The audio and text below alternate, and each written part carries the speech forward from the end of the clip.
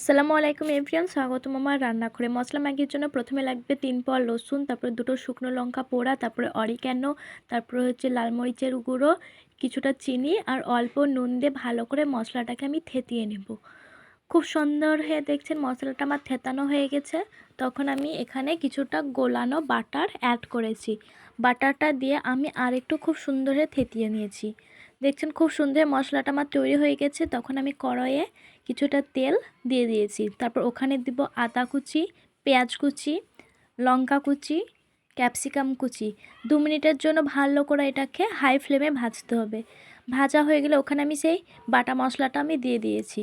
খুব সুন্দর দেওয়া হয়ে গেলে আমি ম্যাগি মশলাটা এখানে অ্যাড করব। অ্যাড করা হয়ে গেলে যে আমি ম্যাগিটা আমি সেদ্ধ করে রেখেছিলাম ওই সেদ্ধ জলটা আমি এখানে 2 বাটির মতো দিয়ে দিয়েছি। তারপর ভালো করে এটাকে আরও 2 মিনিট ভালো করে কষতে হবে। তারপর সে ম্যাগিটা আমি এখানে দিয়ে দিয়েছি।